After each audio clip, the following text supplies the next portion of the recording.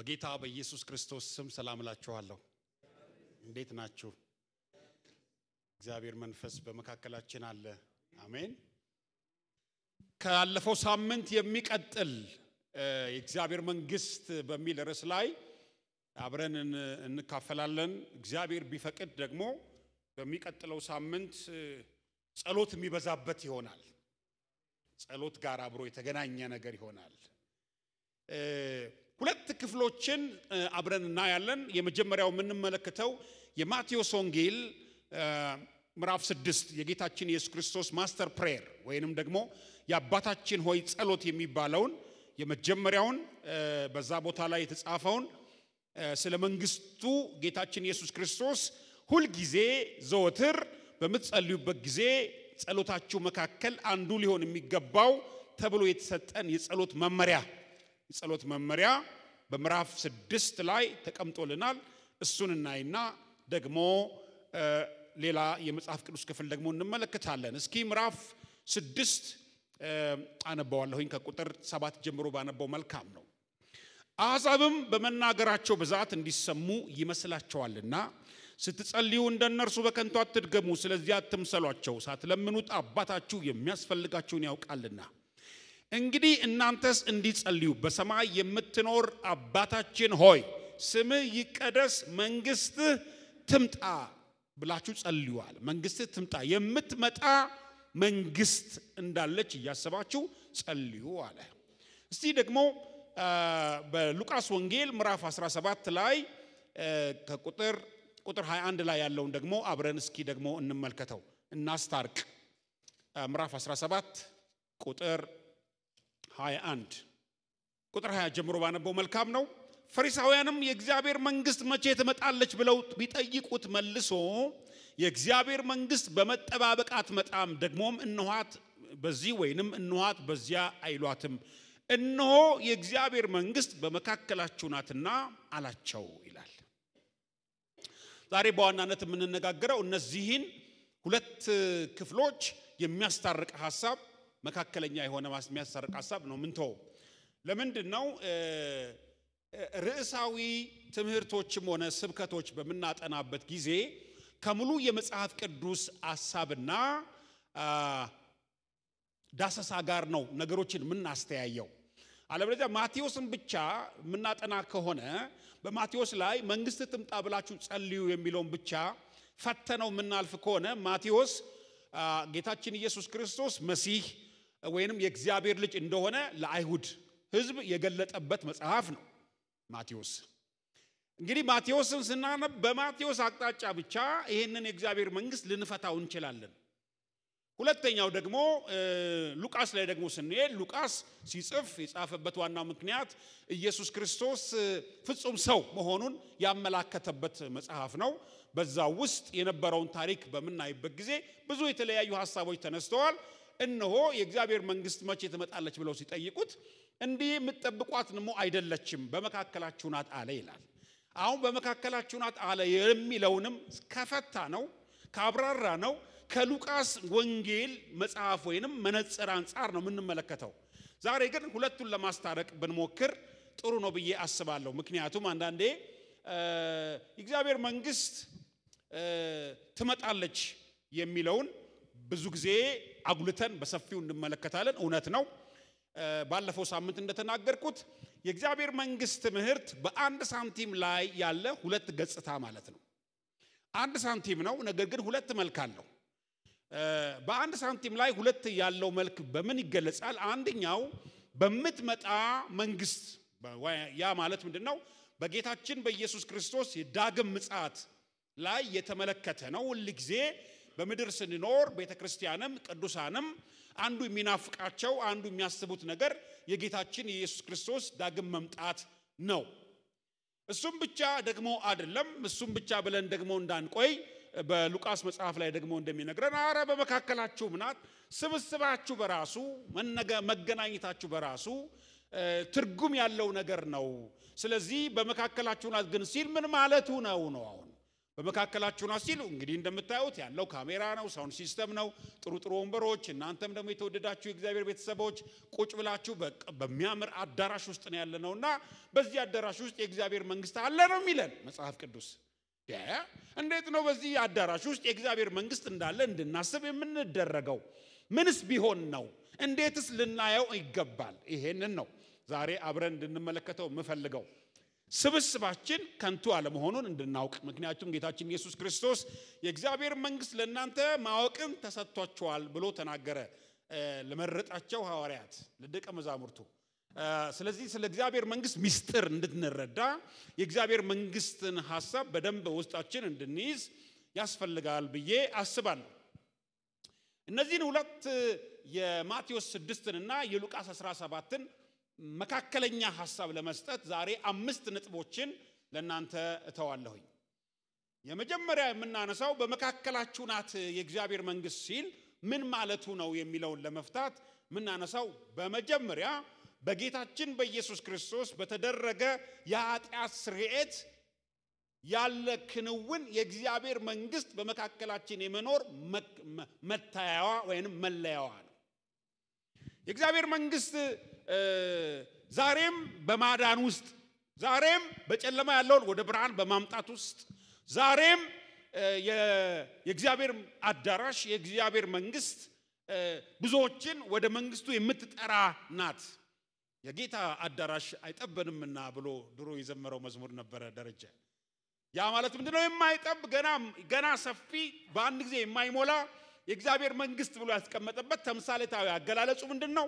በክርስቶስ ኢየሱስ በመስቀል ላይ በፈሰሰው ደሙ ኃጢአታቸውን አጥበው ሃሌሉያ በህብረት ያሉ ቅዱሳን መካከል ላይ የእግዚአብሔር መንግስት መገለጫ ነው ማለት ነው ደሙ። መጽሐፍ እንደሚናገር ታስታውሳላችሁ፣ ወደ መንግስተ ሰማያት እንዲገቡ ከተጠሩት መካከል እነዚህ ልብሳቸውን በበጉ ደም አጥበው ያነጹ ናቸዋል ወደ መንግስቱ የሚገቡት። መንግስቱ ውስጥ የሚኖሩ ሰዎች አንደኛው መለያ በደሙ ላይ ያላቸው እምነት፣ በደሙ ላይ ያላቸው ህይወት እና ከደሙ ጋር ያላቸው ግንኙነትን የሚያመለክት ነው።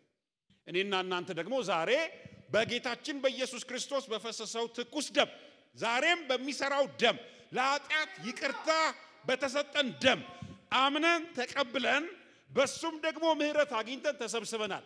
ስለዚህ ይሄ በመካከላችሁ ነው የተባለው መንግስት ውክልናውን ይዞ በመካከላችን ያለው የደሙ ኃይል ነው። የደሙ ኃይል ዛሬም ይሰራል። አዎ ይሰራል። ስለ ኃጢአት መጽሐፍ ቅዱሳችን የሚነግረን አንዱ ለኃጢአት የፈሰሰ ስለሆነ ኃጢአት በሁለት አይነት መልኩ ተጽፎ እናገኛለን። በመዝሙር ምዕራፍ 51 ቁጥር 5 ላይ የውርስ ኃጢአት እንደነበረ ዳዊት ይናገራል። እነሆ በአመፃ ተጸነስኩ ከእናቴም በኃጢአት ተወለድኩኝ ብሎ ከአዳም የነበረውን የተላለፈውን ኃጢአት ያሳያል። ለዚህም ኃጢአት ጌታችን ኢየሱስ ክርስቶስ ያፈሰሰው ደም በደም የሚያነጻ መሆኑን አንደኛ ዮሐንስ ምዕራፍ 1 ከቁጥር 7 እስከ 10 ላይ በደንብ አድርጎ ተገልጾልናል። ዛሬም ደሙ ይሰራል። እስኪ አንደኛ ዮሐንስ ምዕራፍ 1 እንዳልኳችሁ እንግዲህ የርዕሳዊ መልእክቶች ወዲህና ወዲህ ያደርጉናል እና አንዳንዴ እንግዲህ ጥቅሶችን ብጨምርባችሁ ለማጥናት ይረዳችሁ ዘንድ ነው ብዬ ነው ያመጣሁት። አንደኛ ዮሐንስ ላይ እንዲህ የሚል መልእክት እናገኛለን። መጽሐፍ ቅዱሳችንን እንገልጣለን። እሺ ምዕራፍ 1 ከቁጥር 7 ጀምሮ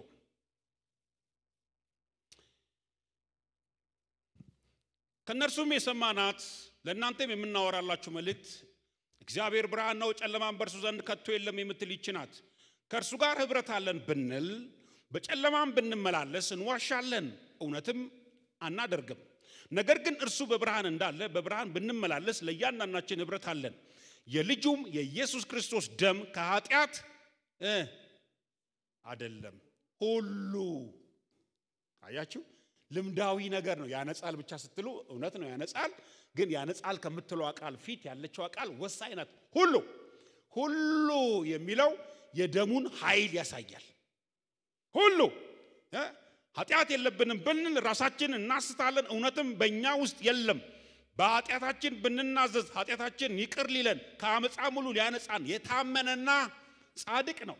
ኃጢአት አላደረግንም ብንል ሐሰተኛ እናደርገዋለን፣ ቃሉ በእኛ ውስጥ የለም። ቃሉ በእኛ ውስጥ የለም አለ ዮሐንስ። ስለዚህ የጌታችን ኢየሱስ ክርስቶስ ደም ዛሬም በዚህ ህይወታችን ውስጥ ትልቅ ቦታ እንዳለው የሚያመለክት ነው። እዛው ማቴዎስ ምዕራፍ 6 ላይ እንደምትመለከቱት በክርስቶስ ኢየሱስ እነዚህ ሰዎች አምነው ደግሞ እንዲጸልዩ የታዘዙትን እየጸለዩ እያለ በዛ የጸሎት ውስጥ የተካተተ ርዕስ ቢኖር ምንድነው? ይቅር በለን ብላችሁ ደግሞ ጸልዩ አለ። ይቅርታ ሁሉ ጊዜ ከምን ጋር የተያዘ ነው? ከንስሐና በደሙ ከመታጠብ ጋር የተገናኘ ነው። ጸልዩ። በጊዜው ጌታችን ኢየሱስ ክርስቶስ ወደ መስቀል ሞት ገና እየሄደ ነው። ነገር ግን ሊቋረጥ የማይችል የመንግስቱ ጸሎት ውስጥ የሚካተተው የመቤዠት ስራው ስለሚካተት ይሄን በመጸልዩበት ጊዜ ህይወታችሁ ከእግዚአብሔር ጋር በደንብ ህብረት ያደርጋል። ስለዚህ በደሙ የተገኘ ህብረት የእግዚአብሔር መንግስት ውክልና አለው ማለት ነው። ሰዎች በጌታችን በኢየሱስ ክርስቶስ አምነው ከኃጢአት ስርየት ነፃ ለመውጣት በክርስቶስ ኢየሱስ ደም ለመታጠብ ሲጸልዩ በህይወታቸው ውስጥ ወይንም በቅዱሳን በዛ ስብስብ ላይ የእግዚአብሔር መንግስት መታያ ይገለጣል ማለት ነው። ስለዚህ ስብስባችን ላይ ልዩ የሚያደርገው በክርስቶስ ኢየሱስ ደም ይቅር የተባሉ ቅዱሳን መሰብሰባቸው ዝም ብሎ አይነት ስብስብ ሳይሆን የእግዚአብሔር መንግስት ውክልና በመካከላችን እንዳለ አመላካች ነው። የዳነ ሰው እንዳይቀልብን ለምን? የዳነ ሰው ዋጋው ምን ያክላል? የተገዛበትን ነው የሚያክለው። ጌታ እግዚአብሔር በምን ገዛን? በልጁ ደም። የልጁ የኢየሱስ ክርስቶስ ደም በዓለም ላይ ባሉ ዋጋ ወይንም ከረንሲዎች መተኪያና ማስተያያ የለውም። የዓለም ቢዝነስ፣ የዓለም ግብይት ዶላር፣ ፓውንድ፣ ዩሮ የተለያዩ ገንዘቦች አሉ። እግዚአብሔር አምላክ የገበያውን እኛን የገዛበት የገበያ ቋንቋ ወይንም ከረንሲውን የገለጠው በደሙ በኩል ነው። እናንተ በከብቶች ደም አልተገዛችሁም አለ። ይሄ ሪደምሽን፣ ይሄ መቤዠት የሰራው በኢየሱስ ደም ነው። ዋጋችንን ልዩ የሚያደርገው የተገዛንበት ደም ነው። ለወገኖች ለቅዱሳን ያለን አስተሳሰብና አመለካከት ከፍ እንዲል የሚያደርገው በሰዎቹ ባህሪና አኗኗር ላይ የተመሰረተ ሳይሆን የተገዙበትን ዋጋ ስናውቅ ነው። አሜን። የአንድ ነገር ትልቅነቱ የሚለካው የተገዛበት ዋጋ ነው። አይደለም እንዴ? የተገዛንበትን ዋጋ ነው። በሞባይላችን ላይ 100,000 ብር ብናወጣ 80,000 ብር ብናወጣ ያወጣንበትን ዋጋ እያሰብን በጥንቃቄ ነው የምንይዘው። ሊጣል እንኳን ልጆች በሞከሩ ጊዜ ሊጫወቱበት በፈለጉ ጊዜ እነግራቸዋለን፣ ዋጋው ውድ ነው። እኔ እነግራቸዋለሁ፣ እናንተ ዋጋችሁ ውድ ነው። ሃሌሉያ። የሚያራክሰን ደሙን የማያውቅ ሰው ነው። የተገዛንበትን ከረንሲ የማያውቅ ሰው ነው። እኔን የገዛኝ የልጁ የኢየሱስ ክርስቶስ ደም ነው። ሃሌሉያ።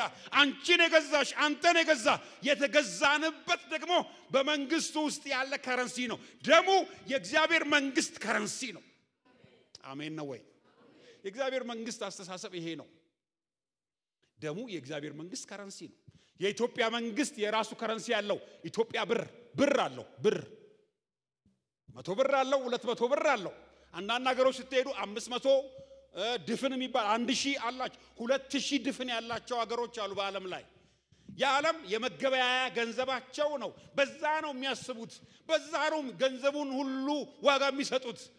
በእግዚአብሔር መንግስት፣ ይሄ ምድር መንግስት አይደለም። በእግዚአብሔር መንግስት ያለው የተገዛንበት ከረንሲ ደም ይባላል። የማን?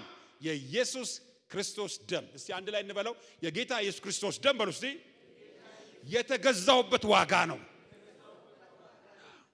ይሄ ከረንሲ የሚለው የቢዝነስ ቋንቋ ስለሆነ ነው ከረንሲ ያልኩት። እና ለእግዚአብሔር መንግስት ያለን አመለካከት ከፍ እንዲል ያደርጋል።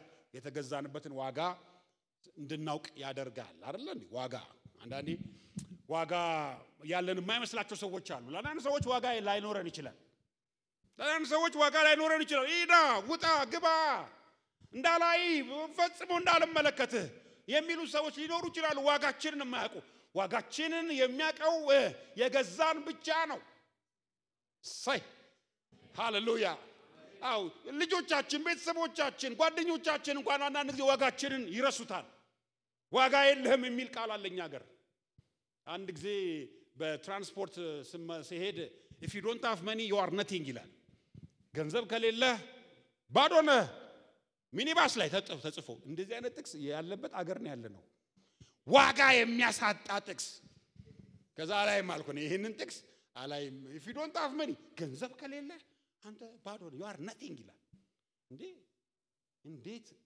እንዴት አይነት ሰው ነው የጻፈው ዋጋ ማያቅ ሰው ነው እኔና እናንተ ዋጋችን ትልቅ ነው አሜን አንዳንዴ ስለ ዋጋችን ስንናገር የተመጻደቅን የሚመስላቸው ሰዎች አሉ ምን ራሳቸውን ልዩ ቦታ ያስቀምጣሉ አይ የተለየ ቦታ ራሴን ለማስቀመጥ ብዬ ሳይሆን የተገዛውበት ዋጋ ትልቅ መሆኑን ግን እንዲታወቅልኝ ይፈልጋል አይደለም ቦስት በማድረግ ሳይሆን ሁላችንም ያለን የተገዛንበት ዋጋ ትልቅ ነው ይሄ ደግሞ የእግዚአብሔር መንግስት የግብይት ስርዓት ነው ከረንሲው በእግዚአብሔር መንግስት ነው ዋጋው ትልቅ የሚሆነው በአጥቢያ ውስጥ ምናልባት ዋጋው አነስተኛ ሊሆን ይችላል ምክንያቱም በጣም ብዙ ሽኩቻዎች ብዙ ጥሩ ያልሆኑ ነገሮች ሊኖሩ ይችላሉ ግን አሁንም እነግራቸዋለሁ የሚያስቸግረን እንኳን ሰው ቢኖር ዋጋው ትልቅ ነው አንዳንድ ጊዜ በህብረት ለመኖር ምንቸገርባቸው ሰዎች አሉ አይደል ያው ከሰው ጋር አብሮ መኖር ከባድ ቢሆንም ነገር ግን የሰዎችን ዋጋ ግን መርሳት ደግሞ የለብንም አንድ ጊዜ አንድ ወዳጄ የነገረኝ ነገር አረሳው ሰው ሁሉም የራሱ የሆነ ባህሪ የራሱ የሆነ ደካማ ጎን አለው አለኝ ካለኝ በኋላ ግን አብሮ ግን መኖር አለበት ህብረት ግን ያስፈልጋል አለ እና በጣም የሚደንቀው ይሄንን ነገር የገለጸበት መንገድ ነው እቺ ማናት ከተፈጠረችው ፍጥረት መካከል እሾክ ያላት ማን የምትባለው ጃርት በጣም ይገርማል ጅራት ያለው እንስሳ እንዳላቃለው ቀንድ ያለው እንዳላቃለው ጆሮ ረጅም እንዳላቃለው እንደ ዝሆን ያለው ጥርሱ በጣም ትልቅ እንዳላቃለው ግን በሾክ ያለ እንደ ጃርት ግን የለም እና ጃርትን ልዩ የሚያረጋት እግዚአብሔር ሲፈጥራታል ከሌላ ጃርት ጋር እንድትኖር አድርጎ ነው ይፈጠራት አለበለዚያ በቅዝቃዜ ትሞታለች አለ ስለዚህ እሷም ትወጋለች ደግሞ ትወጋለች አለ ለመሞቅ የግድ ምን ማድረግ አለባት ከሌላ ጃርት ጋር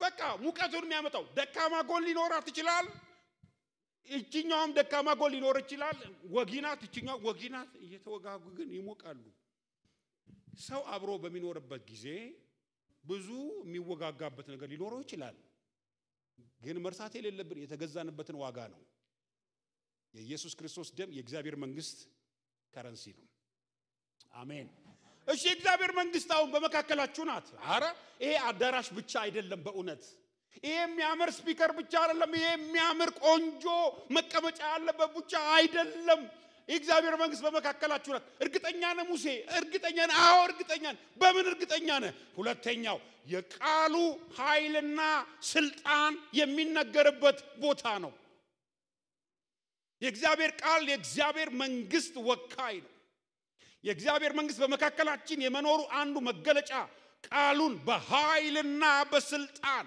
ጌታችን ኢየሱስ ክርስቶስ ያስተምር ነበር ይላል ቃሉን በኃይልና በስልጣን ማለት ምን ማለት ነው ቃሉ ባለው መልእክት ቃሉ በተሰጠው ኃይል ቃሉ ውስጥ በተቀመጠው ጉልበት ያለ ምንም ማመቻመች ይናገርበት ነበር ያስተምርበት ነበር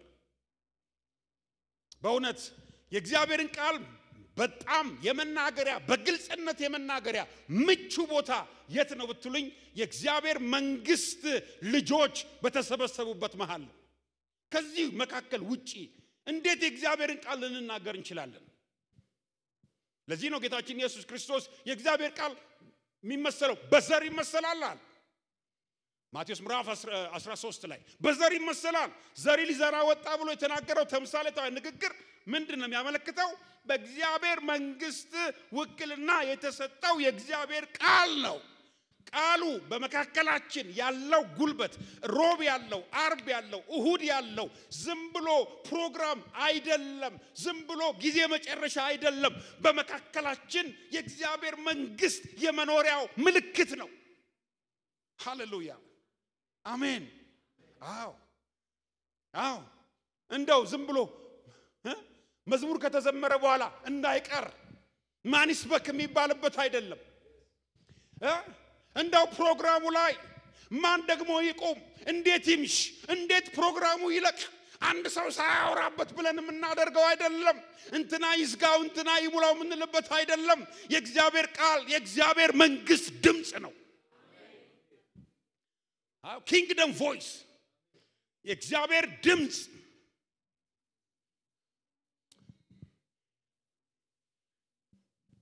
የኢትዮጵያ መንግስት የራሱ ኮንስቲቲዩሽን አለው፣ ይዳኘናል። በተለይ እኛ ሀገር እንኳን ብዙ ህገ መንግስት ላይ ብዙዎቻችን አዌርነሱ ዕውቀቱ ብዙ የለንም። ህግ ጋር የተገናኘ ትንሽ የሚቀጣ ነገር ከሌለ በስተቀር ሰዎች ስለ ህግ ብዙ አይጨነቁም።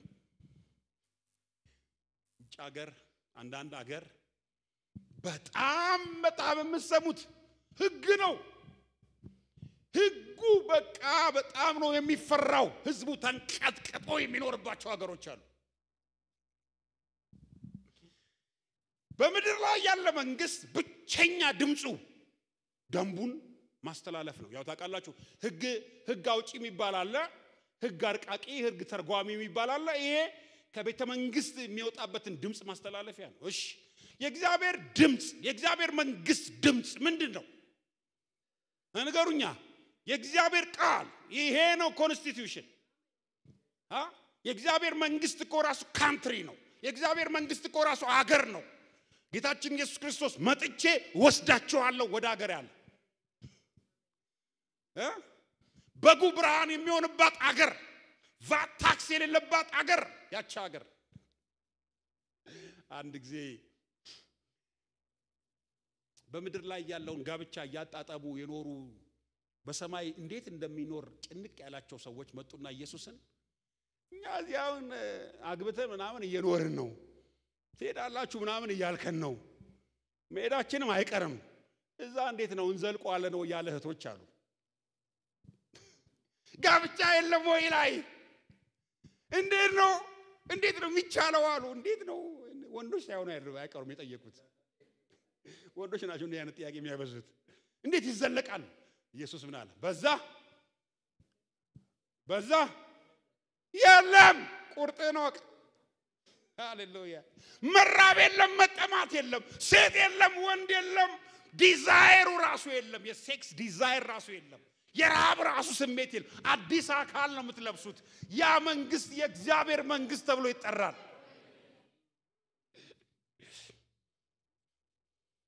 ስለዚህ የእግዚአብሔር መንግስት ኮንስቲቲዩሽን የእግዚአብሔር ቃል ይሄ እግዚአብሔር ቃል አሁን ብዙ ሰዎች የሚፈላሰፉበት ጊዜ ላይ ደርሰናል። ብሉይ ኪዳን እኔ አይመለከተኝም፣ አዲስ ኪዳን ነው፣ እንትናን ቆረጠው እንትናን በጥሰው እንደዚህ። ይሄ ሙሉን እግዚአብሔር እኛ እንድንተዳደርበት የሰጠን ቃሉ ነው። ስለዚህ ነው መጽሐፍ ሲናገር የሰሙት ቃል ከሰሚዎች ጋር በእምነት ስላልተዋሃዳቸው አልጠቀማቸውም፣ ከተዋሃዳቸውስ ይጠቅማቸዋል። ሪቨርሱ እሱ ነው። የእግዚአብሔር ቃል የህይወታችን ፕሪንሲፕል አድርገን መመሪያ አድርገን ከወሰድነው ይሰራል። ለዚህ ነው ዕብራውያን ምዕራፍ 4 ቁጥር 12 ላይ የእግዚአብሔር ቃል ሕያው ነው፣ የሚሰራ ነው፣ የሚምር ነው፣ የሚወጋ ነው፣ አቅጣጫ የሚሰጥ ነው። የእግዚአብሔር ቃል የእግዚአብሔር መንግስት አንዱ በመካከላችን የመሆኑ ምልክት ሁል ጊዜ የእግዚአብሔር ቃል መሰበክ አለበት። እንቶ ፈንቶ ቤተክርስቲያን መድረክ ላይ መኖር የለበትም። ዲስኩር መኖር የለበትም። ተረት መኖር የለበትም። የዓለም ሸቀጥ የሚያልፍ ነገር የዚህ ዓለም ነገር መወራት የለበትም። የእግዚአብሔር መንግስት ውክልና የተሰጠው የእግዚአብሔር ድምጽ የእግዚአብሔር ቃል ነው። አፕሪቺት የእግዚአብሔርን ቃል ሰበኩ። የእግዚአብሔርን ቃል ሰበኩ። ሌላ ነገር ተው። አሁን ያለው ኮንትሮቨርሻል ብዙ አከራካሪ ነገሮች ቤተ እምነቶች ውስጥ ተፈጥረዋል። ለምን? የሰው የእግዚአብሔር ቃል ላይ አይደለም ያለው፣ ሌላ ነገር ላይ ነው ያለው፣ ሌላ ቢዝነስ ላይ ነው ያለው፣ ሌላ ዓለም ላይ ነው ያለው። ስለዚህ ዛሬ የቤተ ክርስቲያን ጉልበት የእግዚአብሔር መንግስት መገለጥ ሰዎች እያሰቡት አይደለም። ተወደዳችሁ የእግዚአብሔር ቤተሰቦች፣ እኛ ግን የተሰቀለውን ክርስቶስን እንሰብከዋለን አለ። እኛ ምን ሰብከው? ክርስቶስን ቃሉን ስበክ ይላል ደግሞ ጳውሎስ። ቃሉን ስበክ፣ ተረት ተረት አትናገር፣ ሳይኮሎጂ አታውራ ማለት ነው። ይሄ ምድር ላይ ያለ ነገር አታውራ። ሕያው የሆነ ኢንስፓየርድ የሆነ የእግዚአብሔር መንፈስ ያለበትን ቃል ተናገር። ይሄንን ስትናገር የእግዚአብሔር መንግስት በመካከልህ የመኖር ምልክት ታሳያለህ። ቃሉን ስትሰብኩ ነግራቸዋለሁ፣ አጋንንቶች ይወጣሉ፣ የደከሙ ይበረታሉ፣ የወደቁ ይታነጻሉ፣ የተፍገመገሙ ይጸናሉ። እግዚአብሔር በቃሉ ውስጥ ሰማይ የሆነ ድምጽ ያስተላልፋል፣ ይታነጻሉ። አሁን ደስ አለኝ እዚህ ይሄን ጎስፔል ላይት ቸርች በጣም ነው የምወደው። ታውቃላችሁ ይሄንን ቤተክርስቲያን የምወድበት ምክንያት አንዱ ልቤን ይነካኛል። እያንዳንዱ የሚደረጉ ነገሮች በጣም ነው ደስ የሚለኝ፣ ይስማማኛል። እኔ ይስማማኛል። ምን አለ ቅድም ፓስተራችን፣ ሁላችንም በጸጥታ እንሆንና እግዚአብሔር በቃሉ በኩል ይናገረናል አለ። እንዴት ደስ እንደሚለኝ ይሄን ሲናገር። ለምን? ቁርጡን ሰው እንዲያውቅ የሚያደርግ ነው። እኛ እኮ እግዚአብሔር ይናገራል ብለን የምናምነው ይታየኛል፣ ይሰማኛል፣ እዛ ጋር ይታየ የሆነ ነገር ያለው ፎጣ ያለው ምናምን ያለው ነጠላ ያለው ካለ ነጠላ መንፈስ የተመታየው የእግዚአብሔር ቃልን የሚሸፍኑ ነገሮች በዙ። ልምምዶች ፕሪንሲፕሎችን አይተኩም። መጽሐፍ ቅዱስ የሁሉ ሰው የህይወት መመሪያ ነው። ልምምዶች ግን የሰው ሁሉ የህይወት መመሪያ መሆን አይችልም።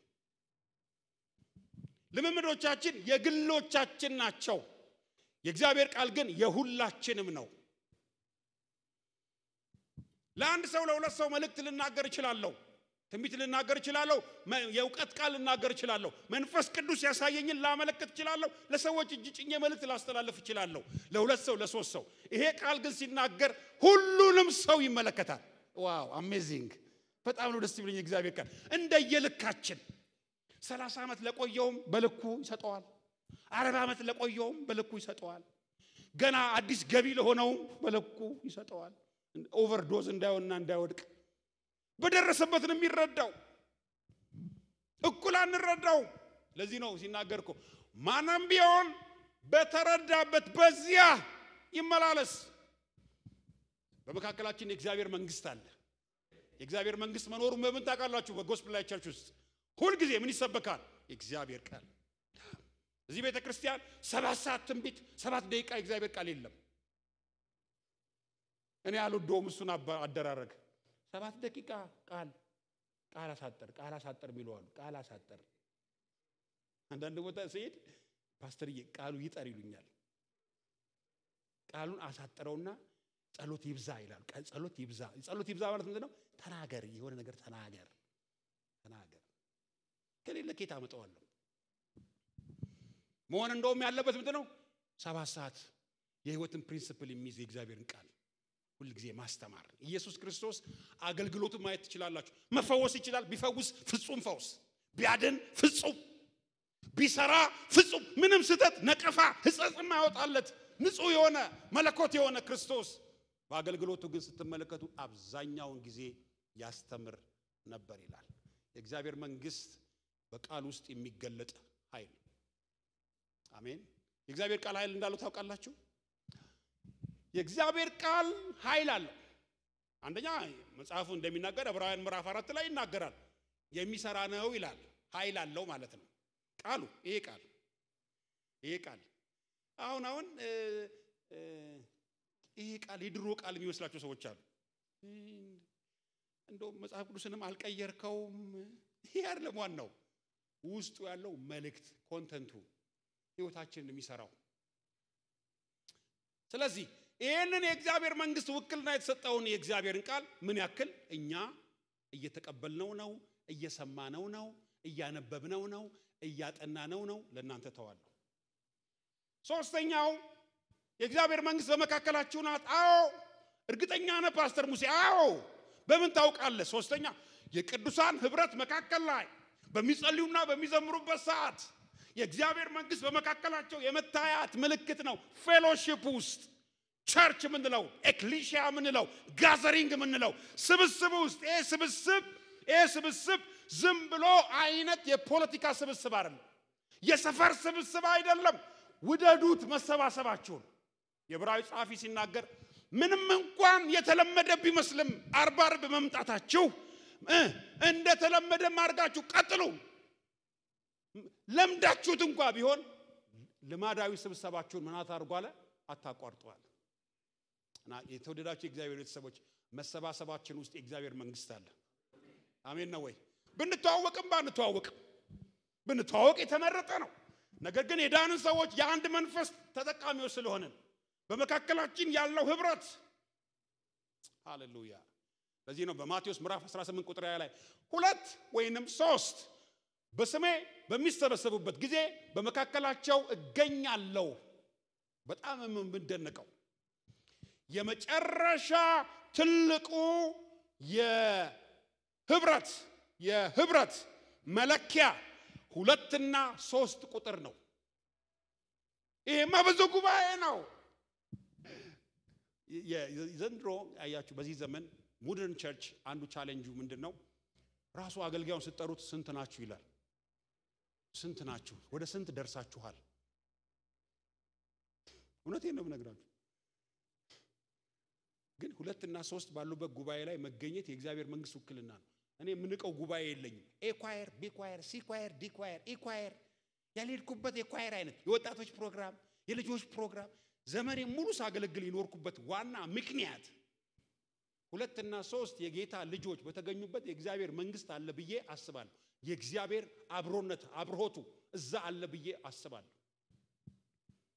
የእግዚአብሔር ቃል የሚናገር ይሄን 2ም ሆናችሁ 3 በስሜ በተሰበሰቡ እኔ በዛ እገኛለሁ ደስ ሲል ጌታችን ኢየሱስ ክርስቶስ ቤተክርስቲያንን የገሃነም ደጆች አይችሏትም አለ በቤተክርስቲያን ታሪክ ነው የመጨረሻ የቤተክርስቲያን ቁጥር አንዳንድ ዲኖሚኔሽኖች 24 የሚያደርጉ አሉ 24 ሲደርሱ ድሮ እኔ በዳንኩበት ጊዜ ዛሬ 30 ምናምን አመት 24 ሲደርሱ የቤት ህብረት አጥቢያ ያደርጉ ነበር አንዳንዶች ደግሞ 12 ሲደርሱ ያ ተለምዷዊ ነው ስንት ደርሳችኋል 12 ደርሰናል በቃ አሁን ወደ አጥቢያ እንቀይራቸዋለን ይላሉ ቸርቾች አሰራሩ ክፋት የለውም ጥሩ ነው ለማደራጀት እንዲመች ነው መጽሐፍ ቅዱስ ግን የሚናገረው ስንት ነው 3 ጂሰስ በአንድ ልብ በአንድ ሐሳብ ያላችሁ ህብረት ላይ ማን ይገኛል ጌታ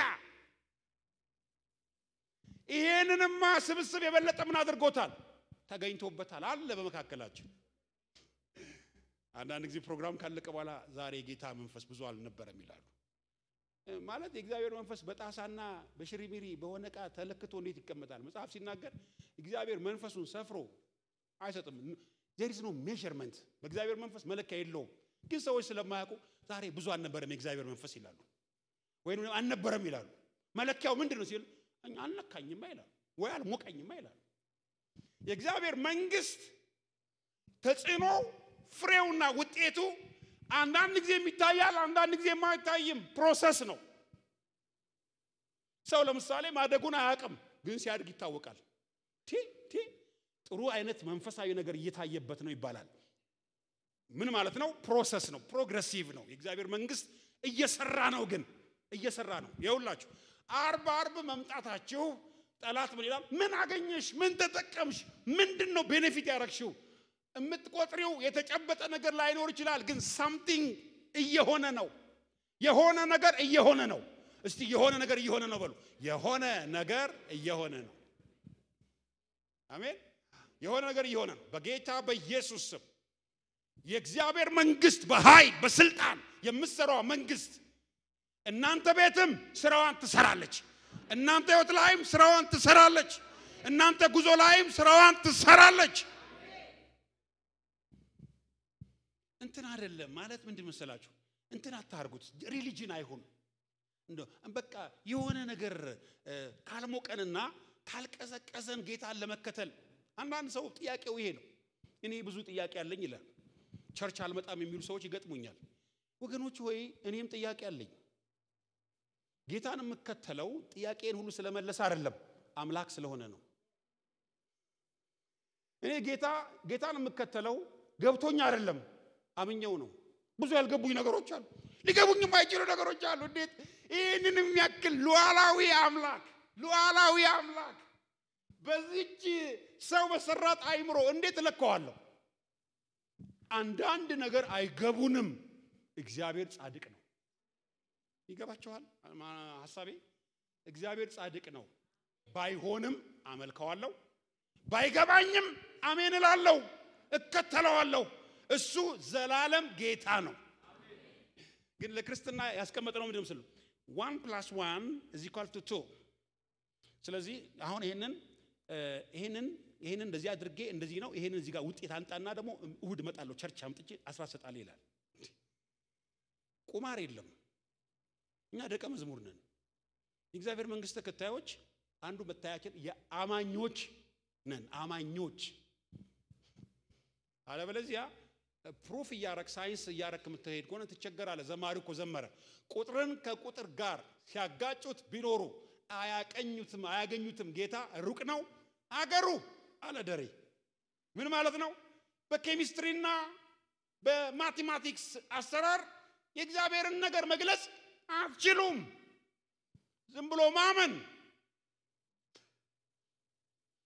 የጋነብ ደጆች የማይችላት ቤተክርስቲያን ሞት የማይችላት እኔ ራስ የሆንኩባት ቤተክርስቲያን ዋና በሆንኩባት ቤተክርስቲያን ብሎ እንደተናገረ ኢየሱስ ክርስቶስ በሕይወታችን በቅዱሳን ስብስብ በአማኞች እግዚአብሔር አለ ጮክ ብላችሁ እስቲ እግዚአብሔር አለ በሉ አደራችሁን ማለት ቤተክርስቲያን መምጣት ፕሮግራም መካፈል አይሁን ነው የሚለው አይሁን ፕሮግራም መካፈል ከሆነ ይሰለቻል ሩቲን ይሆንባችኋል ገብቷችኋል እኔ እንኳን እዚህ ቸርች 40 ብዙ አመት አስተምራለሁ በጣም ብዙ አመት አንዳንዶቻችሁን በጽናት በጣም ኮንሲስተንት በሆነ መንገድ አትቀሩም አላችሁ እግዚአብሔር ጸጋ ሰጥቷችኋል አንዳንዶች ግን ምን አገኘው አያችሁ ይሄ ነው ስህተቱ መሰባሰባችን ውስጥ የእግዚአብሔር መንግስት አለ የእግዚአብሔር መንግስት ውስጥ ደግሞ የእግዚአብሔር ኃይል አለ አንድ ቀን ነገሮች ይቀየራሉ አንድ ቀን እግዚአብሔር ነገሮችን ለውጦ ያሳየናል እኛ መሰባሰባችን አንተው እሁድ አንቀርም አርብ አንቀርም ሮብ አንቀርም ከቻለን እግዚአብሔር ጤና ከሰጠን ጸጋ ሰጠን እዛ ውስጥ የእግዚአብሔር መንግስት ነው ስለዚህ ፕሮግራም ለመካፈል ብቻ ሳይሆን የሚመጡት የእግዚአብሔር መንግስት ኃይል ስለመካፈል አራተኛው በመካከላችን የእግዚአብሔር መንግስት አለ በዚህ ስብስብ ውስጥ አር ዩ ሲሪየስ እውነትክን ነው እዚህ ስብስብ ውስጥ እግዚአብሔር አለ ነው የምትሉኝ አዎ በምን አወክ የመንፈስ ቅዱስ ኃይል በመካከላችን አለ ባለፈው ሳምንት ጠቅሼላችኋለሁ በሮሜ መጽሐፍ ምዕራፍ 14 ላይ የእግዚአብሔር መንግስት አንደኛው መገለጫ የመንፈስ ቅዱስ ደስታ ነው ይላል የመንፈስ ቅዱስ ኃይል ነው የእግዚአብሔር መንግስት በመካከላችን አለ ሃሌሉያ በጣም ደስ ይለኛል በቀደም አንድ ቤተክርስቲያን እሁድ ላይ ያገለገልኩ ይያለ አገልግሎቱን ልጨርስ ስል የእግዚአብሔር መንፈስ ቅዱስ በግራዬ በኩል አንዲት ሴት ላይ ክፉ መንፈስ ተቀምጦ አሳየኝ ጉባኤው አላለቀም የእግዚአብሔር መንግስት በመካከላችን አለ ያልኳቸው አሁን የእግዚአብሔር መንፈስ በመካከላችን ይሰራል ይሄ መንፈስ አሁን ይጮሃል ብሎ ሲጮህ ሰዎቹ ያው ህዝባችን አጋንንት ሲጮህ ደስ ይለዋል አጋንንት ግን የፕሮግራም አዳመቂያ ሳይሆን የእግዚአብሔር መንግስት ማኒፌስቴሽን ምልክት ነው አሜን ነው ወይ እዚያ ሮብ ይጮህ የለን ይጮሃል በጣም ነው የሚጮው ይፈወሳሉ ሰዎች ትንቢት ይነገራቸዋል መገለጥ ይነገራቸዋል የእግዚአብሔር መንፈስ በአገልጋዮች ውስጥ አድሮ እዚህ ቦታ ላይ ምን አለ ማለት ነው የእግዚአብሔር መንግስት አለ የመንፈስ ቅዱስ ኃይል ዮሐንስ ወንጌል ምዕራፍ 14 ቁጥር 17 ላይ መንፈስ ቅዱስ በአማኞች ሕይወት ምን እንደሚሰራ ተጽፏል ቆላስይስ ምዕራፍ 2 ቁጥር 12 በክርስቶስ በማመን የተገኘ ሕይወት ነው የመንፈስ ቅዱስ ሕይወት ከመንፈስ ቅዱስ ጋር ኢንቲሜት ማድረግ አብሮ መቀራረብ ማውራት መጸለይ እንዲናገረን መፈለግ ጆሮአችን እንዲከፍተን በውስጣችን ድምጽ እንዲመጣ ዋው እኔ አንዱ ደስ ይብለኝ በአዲስ ኪዳን አማኞች ሕይወት ውስጥ የመንፈስ ቅዱስ ድምጽ ቅርብ ነው ሩቅ አይደለም መንፈስ ቅዱስ ይናገረናል ይመራናል አቅጣጫ ያሳየናል መንፈስ ቅዱስ ታው ይለናል ሂድ ይለናል አሜን መንፈስ ቅዱስ የመንፈስ ቅዱስ ኃይል በኃጢአት ላይ የበላይ ያደርገናል የመንፈስ ቅዱስ ኃይል የድል ሕይወት ያለማምደናል የመንፈስ ቅዱስ ኃይል ነፃ ያወጣል የመንፈስ ቅዱስ ኃይል እግዚአብሔርን ለመምሰል እንድንችል ያግዘናል የመንፈስ ቅዱስ ኃይል የመንፈስ ቅዱስ ፍሬና የመንፈስ ቅዱስ ስጦታዎች በእኛ ሕይወት ማንፌስት እንዲያደርጉ ያደርጋል ይሄ ልዩ የሆነ አንድ ዩኒክ የሆነ ድራማ ሳይሆን እግዚአብሔር መንግስቱን በመካከላችን የማኖሩ ምልክት ነው ለዚህ ነው ዛሬ እኔም የተወደዳችሁ የእግዚአብሔር ቤተሰቦች አምባሳደሮች ሉካን የእግዚአብሔር መንግስት ውክልና ተሰጥቷችሁ በመድር ላይ የምትኖሩ እግዚአብሔር የሚያቃችሁ እናንተን እንደ አንድ ቤተክርስቲያን አባል ብቻ ሳይሆን በመንግስቱ ውስጥ ትልቅ ቦታ እንዳላችሁ ኃያላን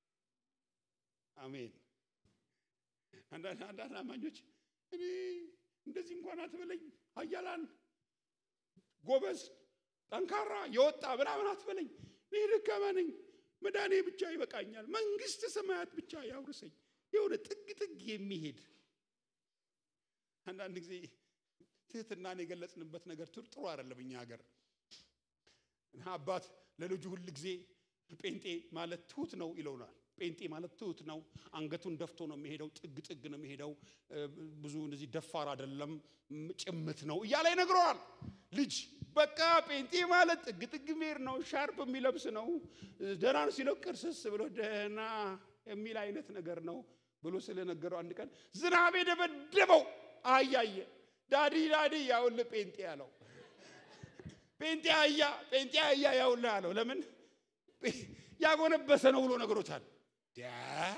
ይሄንን ሃይማኖታዊ ነገሮች እኛ ጥለን የእግዚአብሔር መንግስት አምባሳደሮች ነን ሃሌሉያ ልጨምርላችሁ እኔና እናንተ አካባቢ የጨለማው መንግስት አቅም የለውም ዛሬ በኢየሱስ ክርስቶስ ስም ሰፈራችሁ ላይ ጠንቋይ አስማተኛ ሟርተኛ ቢኖር ስራው በኢየሱስ ስም የፈረሰ ይሁን ጀበናው የተገለበጠ ይሁን በእናንተ ላይ ያለው የእግዚአብሔር ጸጋና ኃይል ይገለጥ ተቃጠልኩ ብሎ ይውጣ ይጮህ ይልቀቅ አብረን መቀጠል የለብንም እዚህ ጋር ጠንቋዮች እዚህ ጋር ደግሞ ደብተራዎች አለ ጌታ ይባረክ በመካከላቸው ሆነን እንዘምራለን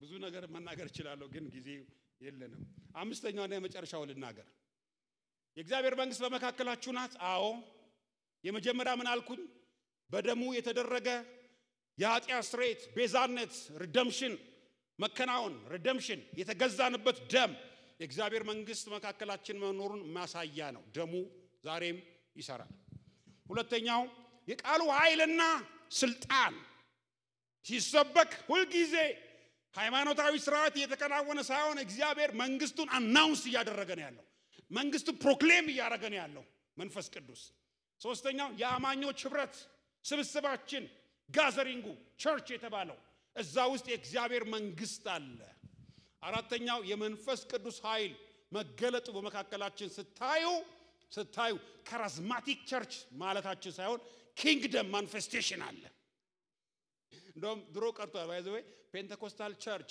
ካሪዝማቲክ ቸርች ይባል ነበር በፊት አሁን የኢትዮጵያ ቤተክርስቲያን ተቀላላ ኢቫንጀሊካል ወንጌላዊ ምንም ካሪዝማቲክ ምናምን ስም ብቻ ነው ሁሉም በመንፈስ ቅዱስ የሚያምን ነው ማመን ቤተክርስቲያን ማመን እንደዚህ የሚፈላሰፍ ምናምን ይኖር ይሆናል እንጂ አብዛኛው ተቀባይ ስለዚህ ምንድነው ልንል እንችላለን የእግዚአብሔር መንግስት ተገላጭ የሆነ ነው የመንፈስ ቅዱስ ኃይል አምስተኛው የጌታ የኢየሱስ ክርስቶስ ስም ስልጣን ዲክሌር በሚደረግበት ቦታ ላይ ሁሉ የእግዚአብሔር መንግስት መታወቂያ ነው ሃሌሉያ ዛሬም የጌታ ኢየሱስ ክርስቶስ ስም ይሰራል አሜን ነው ወይ የሐዋርያት ሥራ ምዕራፍ 3 ላይ ያለውን ቃል ተናግሬ ጸሎት አደርጋለሁኝ በጣም ይበቃናል በእርግጥ የሚቀጥለው ሳምንትም ጌታ እድሜ ሰጠን ደሞ እንገናኛለን ግን በመካከላችን አሁንም እንድታስቡ እንፈልገው ኪንግደም የእግዚአብሔር መንግስት አለ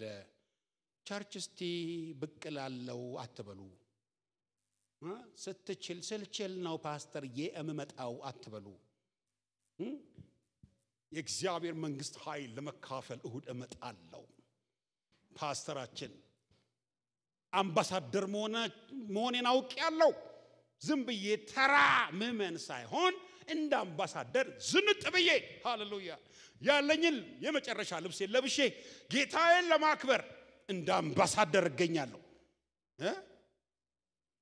እንደ አምባሳደር እገኛለሁ እስቲ ና ሐዋርያት ሥራ ምዕራፍ 3 ቁጥር 6 ላይ ጴጥሮስ ግን ብርና ወርቅ የለኝም ያለኝን ግን እሰጥሃለሁ በናዝሬቱ በኢየሱስ ክርስቶስ ስም ተነሳና ተመላለስ አለው ይላል የናዝሬቱ የጌታችን ኢየሱስ ክርስቶስ ስም በዚህ ውስጥ ያለው አቅም ምንድነው ብላችሁ ብትጠይቁኝ ቁጥር 16 ላይ በስሙም በማመን ይህን የምታውቁትን የእርሱ ስም አጸናው በእርሱ በኩል የሆነው እምነት በሁላችን ፊት ይህን ፍጹም ጤና ሰጠው ይላል የስሙ ኃይል ስሙን ሰበከን ስሙን አስተማረን ስሙን ደግሞ ሲሰራ ማየት አለብን አሜን አዎ አንድ ነገር እንድነግራችሁ የምፈልገው እኔ ማምነው ከትምህርት ቀጥሎ ጸሎት ያስፈልጋል የሆነ ነገር something የሆነ ነገር መፈጠር አለበት ብዬ ነው ማምነው ለምን የእግዚአብሔር መንግስት ኃይል አለ ስሙ አለ ስሙን ስንጠቀም እግዚአብሔር የሚሰራው ነገር አለ በሐዋርያት ሥራ ምዕራፍ 3 ላይ ይሄ ጤና የሌለውን ሰው ታማሚ የነበረውን ሰው ችግረኛ የነበረውን ሰው የስሙ ኃይል ነው ነፃ ያወጣው ስሙ በሚሰራበት ቦታ የእግዚአብሔር መንግስት መገለጥ ምክንያት ሊሆን ይችላል ስለዚህ ነው በመካከላችን የእግዚአብሔር መንግስት አለ አዎ በመካከላችን አለ ያ በምን እናውቃለን የኢየሱስ ክርስቶስ ስም እየሰራ ነው አሜን ዛሬም ይሰራል በሏ ዛሬም ይሰራል ዛሬም እግዚአብሔር ይሰራል ለሚል መዝሙር ነበር እንዴት ደስ የሚል መዝሙር ዛሬም እግዚአብሔር ይሰራል ነግራችኋለሁ የከበባችሁን በቤት በስራ በአካባቢያችሁ ማንኛውም የጨለማውን ስራ አሁን በትነዋለሁ እኔ በትነዋለሁ ለምን ስሙን ጠራለው መንፈስ ቅዱስ ከኔ ጋር ሆኖ ይሰራል የእግዚአብሔር መንግስት በመካከላችን አለ የሚቋቋመን ወደሮቻችሁን እመታዋለሁ ጉልበቱን እመታዋለሁ የጨለማውን ኃይል እመታዋለሁ ቆመን እንጸልይ